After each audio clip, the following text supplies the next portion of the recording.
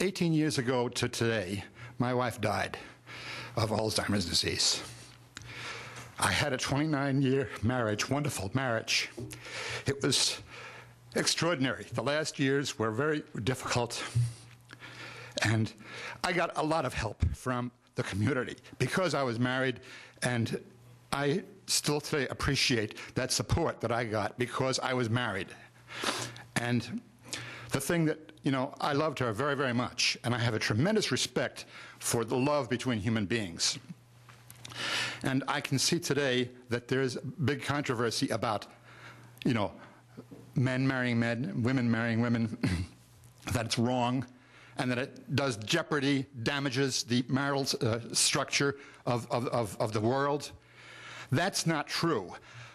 In no way is it possible that the marriage of a man to a man or a woman to a woman is going to change the relationship that I had with my wonderful wife for all those wonderful years. There's no possible way that that could damage anything that has happened with my children, the relationship I've had with my children, and anybody who feels that there is a danger there to their lifestyle as loving human beings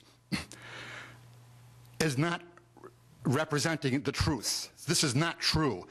There is no way that I could be hurt by men loving men and women loving women.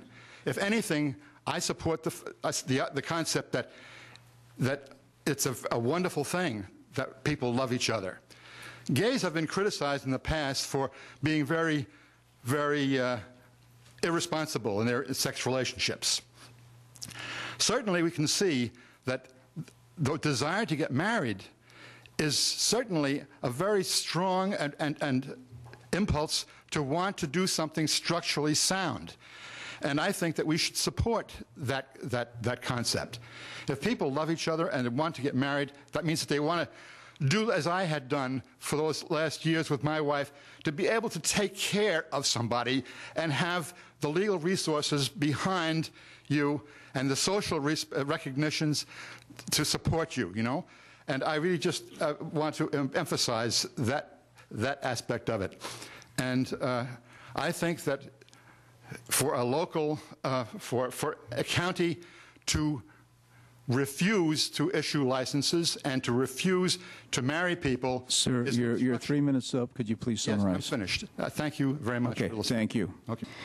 There's a lot more important issues to bring before this body than this issue. We have a lot of problem with the economy right now and with the high prices of fuel. But the thing that gets me is that a lot of people wonder about voter apathy, and they wonder why. And as you've seen in this last election that we had, it was very evident of that.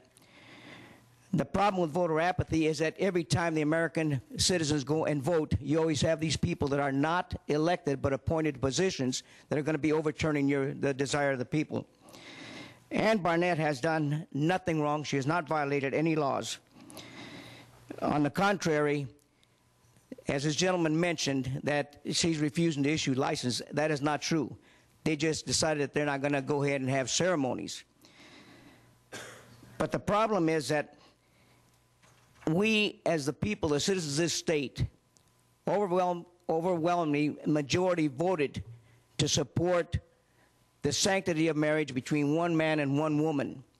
And you have people that are appointed come and overturn the will of the people.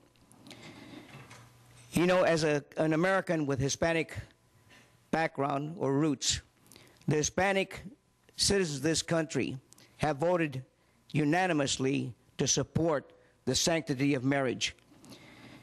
And in closing, the only thing that I want to point out is that, quote, the only thing that, quote, sucks, end quote, is a disregard of the vote of the majority of the citizens of this country. And I think it's about high time that we start paying attention to what we're really voting about, because whatever happened to the government by the people. Thank you. I'm here today to announce my support for the clerk, Ann Barnett, and the action that she has taken. And I am here to encourage you to likewise support her in her action. is something that ought to be done.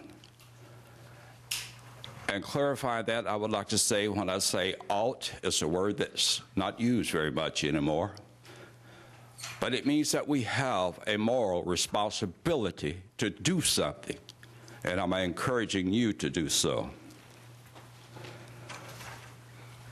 There are many reasons that people will voice their opinions, but a lot of times we're wrong. And if I'm wrong today, I don't ask you to forgive me, but I ask my Lord to forgive me. I am here to encourage you to do what is good. The prophet Michael identified that to us, or to his people then, and it applies to us today. He said, "He has shown you, O man, what is good. And what does the Lord require of you? But to do justly, to love mercy, and to walk humbly with your God." Today I have an ordinance that I would like to give to the clerk for each of you board members. And I just ask that you consider it favorably and approve it. Thank you very much. My name is Candy Easter. I'm the chairman of the Kern County Democratic Party. I'm also a regional director for the California State Democratic Party. I've been in this room many times to support different issues. This is the first time I've ever addressed this Board of Supervisors. And the reason for that is this is the first time I've been so upset with my county government. We have an elected official who has taken the same oath that I did to uphold the Constitution of the state of California and the Constitution of the United States. I feel that she has purposefully, due to her own agenda, legislated from her own office. And I don't want to see this continue. By doing this, she has disenfranchised two groups of people in our community. First, the people that are living in poverty. I've spent lots of hours in the elections department due to my position, and I have seen many families lined up to receive one of those very inexpensive civil marriages. The only thing that I can assume from her actions is that the people living in poverty are also going to be living in sin because they're not going to be able to afford a fancy church wedding. I think this is despicable. The other group of people that are being disenfranchised is the lesbian and gay community. These people are our friends, they're our neighbors, they're our co-workers. And yes, indeed, they're even up on the 5th floor with you fellows. I think that they should have the same joys of marriage that you and I enjoy, and they should also be able to assume the joy of divorce that all the rest of us can enjoy. So I would like to say this. I think that Ann Barnett should resign her office. She is not upholding her oath. She is using a personal agenda and her religious beliefs over the people of this county. And I would like to say to the people on the right in this room that we have 3 forms of government, checks and balances. And the judicial branch is just as important as the legislative. And so thank you very much for listening to me.